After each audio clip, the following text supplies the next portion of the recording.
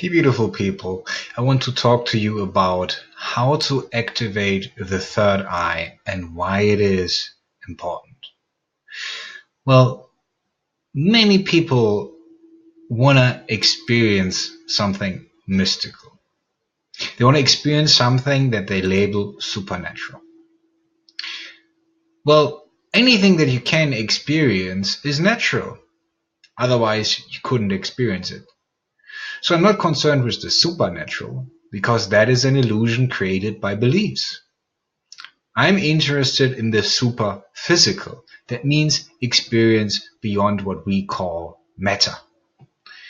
Now, many who have a meditation practice might have already attained a state where they become hyper aware of the present moment, and as such entered no mind state, and might have had the ability to look at the world without judgment. But in order to see something beyond the world, we need to activate an ability that we all possess. And this ability is to be found here. You see this, of course, in Hindu culture, in many of the Eastern traditions, there is references to the third eye. Now, why is this important? To activate it, because in order to actually truly experience reality, we need a technique.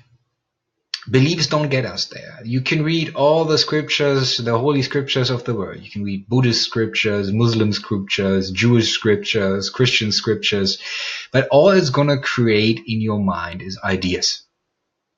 You'll read something and this will create imagery in your head. But this is illusionary. This has nothing to do with an actual experience. So, while you might, when you are in a mainstream religion, believe the teachers that you experience there, bear in mind that a lot of these people who teach you do not have actual experiences beyond the superphysical. So they also only learn from scriptures. They have not entered the realms that are as real as being here.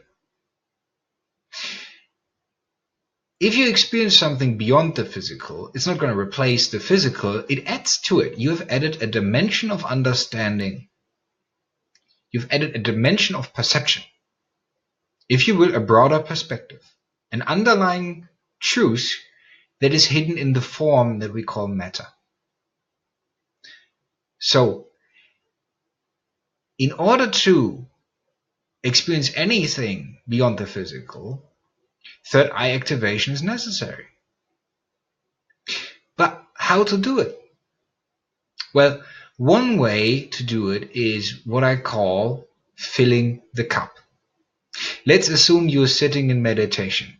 You watch your breathing for a while, your thoughts slow down, you enter, if lucky, well, actually, there's very little to do with luck, but more with patience.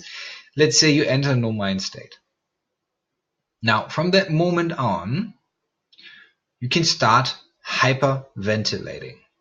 That means you really sit there for a few minutes and do this.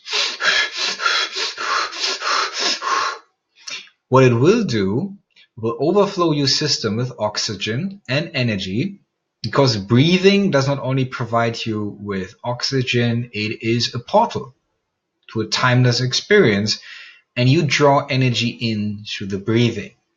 Now, if you keep your muscles relaxed, the energy that you keep accumulating in the energy field in the body cannot easily escape.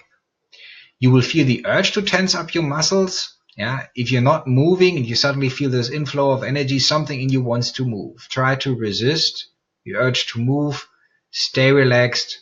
Keep doing this for maybe 5 minutes. And then you'll start imagining the following. You start imagining that from the belly up, a golden liquid, or light, starts filling up your body like water would fill up a cup. You let it rise and you let it rise and you let it rise until you reach that point. And then you try to press that liquid through the forehead right here. If you keep practicing this over and over, at a certain point, you will feel the third eye like you would feel a limb, like you would feel an arm or a leg. Then it becomes very concrete. After you've activated it, it's completely sufficient to just focus on it in meditation. You will feel it, and every time you put attention to it, it will intensify. When you're more advanced, you can, in a sense, amplify it. And you can amplify it by every time you breathe in, you then shift your awareness to the third eye. And the moment you breathe out, that energy from the in-breath goes into the third eye. Yeah. So again, very clearly, you breathe in, you focus on the third eye, and the moment you breathe out, when you focus on the third eye, you charge it. You keep continuing this, and after a while, it will be a continuous presence in your life. You can feel it.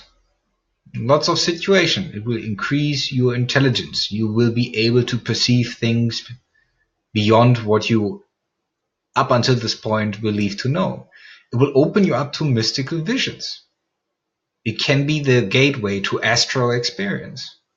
But it can also make you see the illusionary world, if you will. You can observe things, and if the third eye is awakened, you can see things start vibrating, they start morphing, they can become transparent. When you look at walls, it will look like static when you have a TV on, but there's no program running. So you will, at a certain point, be able to visually recognize energies and vibrations. You might see auras around people, so on and so forth. When you close your eyes in meditation, you have the third eye activated, you turn the eye inwards. That means you turn the eye towards the spiritual experience. From that moment, telepathy is a possibility. So again, let's get through the techniques. Yeah. Hyperventilation is number 1. 2, filling the cup by imagining energy or light filling up the body until you reach the third eye, and try to press that energy through the forehead. Another technique is breathing in, and the moment you're about to breathe out, through the whole breathing out process, from the beginning to the end, you focus on the third eye, and then you start charging it. Yeah. As a beginner, what you can also do, you can just sit in meditation and do a scan of the skin here. That means you just focus on the point, and when it starts getting itchy or tingling, at a certain point, you might even feel nausea. That means you're also on the way to activating it.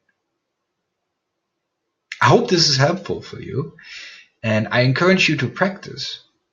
Because if you do practice, you're not reliant on writings. You're not reliant on others teaching you.